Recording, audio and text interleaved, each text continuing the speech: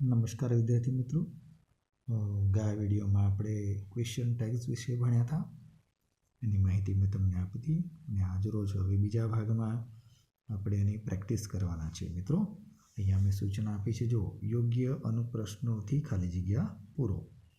એટલે આપણું જે ખાલી જગ્યા છે એમાં આપણે યોગ્ય ક્વેશ્ચન ટેગ્સ આ રીતે મૂકવાની છે. મિત્રો, જો પહેલું વાક્ય છે, ઉદાહરણ મેં આપ્યું છે, Amit is genius in maths.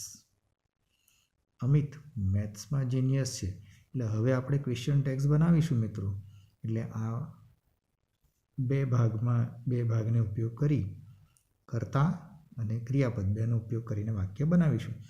એટલે આ જો ઇઝ એ હકારમાં છે એટલે આપણે એને કરીશું ઇઝન્ટ, અને અમિતનું સર્વનામ થાય હી એટલે આપણે લઈએ ઇઝન્ટ હી. આપણે ગયા વિડીયોમાં જોયું હતું કે વાક્ય જો આ મુખ્ય વાક્ય કહેવાય મિત્રો, તો મુખ્ય વાક્ય જો હકારમાં હોય આ રીતે તો ક્વેશ્ચન ટેગ્સ નકારમાં બને, અને જો મુખ્ય વાક્ય નકારમાં હોય તો ક્વેશ્ચન ટેગ્સ હકારમાં બને. અને એ પણ પાછું સંક્ષિપ્ત રૂપમાં આ રીતે ઇઝન્ટ, નોટનો શોર્ટ ફોર્મ મૂકવાનું મિત્રો. ઓકે, હવે આપણે એની પ્રેક્ટિસ કરવાની છે. આપણે જોઈએ આના શું જવાબો આવી શકે. બીજું ઉદાહરણ જોઈએ મિત્રો, ગોપાલ વિલ બ્રિંગ સ્નેક્સ. હવે આપણે જોઈએ કેવી રીતે આને બને. હવે અહીંયા વિલ આપ્યું છે મિત્રો, એટલે વિલનો ટૂંકરૂપ શું થશે?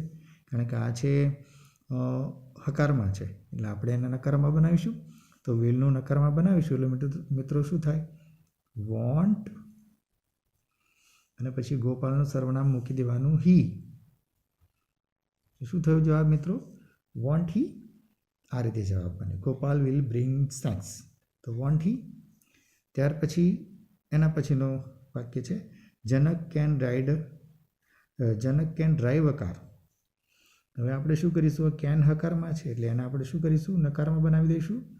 મિત્રો, હકાર હોય એને નકાર કરવાનું, નકાર હોય એને હકાર કરવાનું. હવે જનક છે એનું સર્વનામ લઈએ તો જનકનું સર્વનામ હી. શું જવાબ થયો મિત્રો? કાન્ટ હી.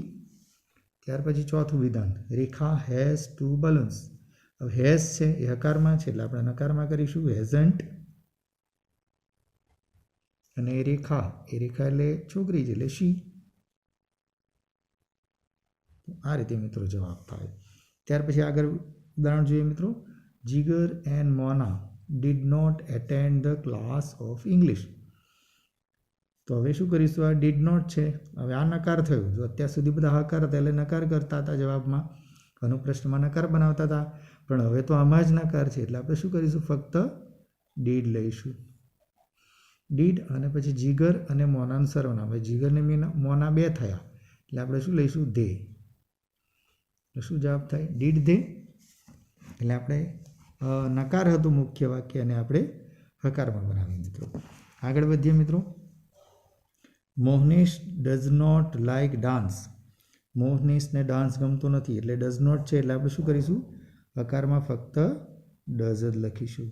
અને પછી મોહનીશનું સર્વનામ છોકરો છે એટલે હી. Does he. તો એવો પ્રશ્ન થાય. ત્યાર પછી they do not play football.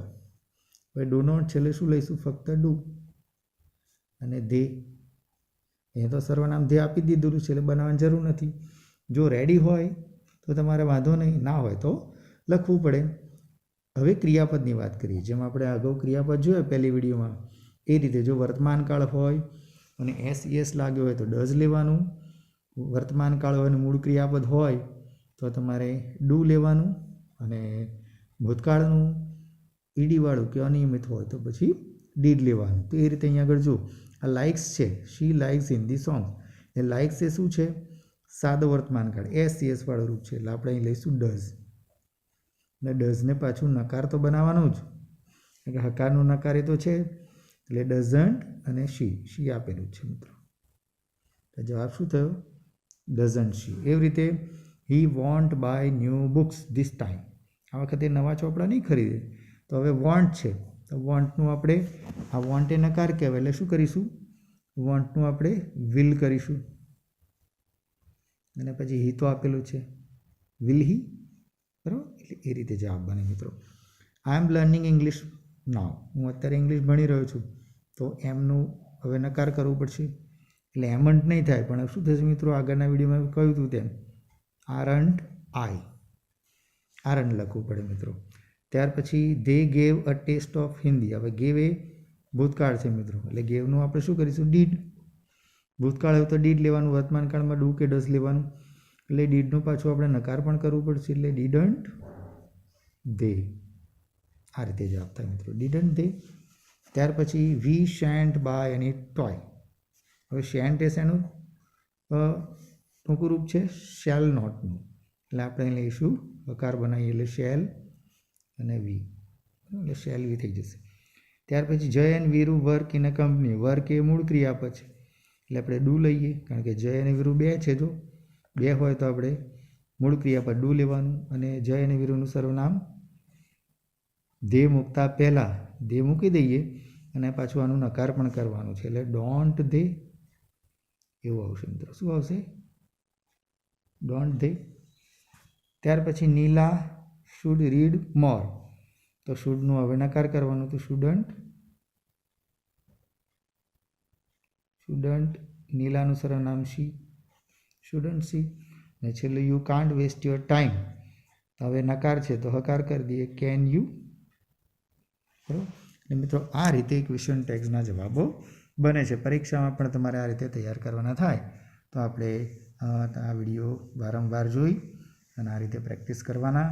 આપણા અલંકારની સ્વાધ્યાય પોથીમાં પણ આની બધી ઘણી બધી શરૂઆતના પ્રી ટાસ્ક છે, એમાં પ્રેક્ટિસ આપી છે. એક્ટિવિટી 1 છે, પછી એક્ટિવિટી 2.1 છે, એ બધી એક્ટિવિટીમાં આની પ્રેક્ટિસ આપી છે. તો એ પણ તમને મોકલી આપીશ મિત્રો. એટલે મળીએ આવતા વિડીયોમાં. આભાર મિત્રો.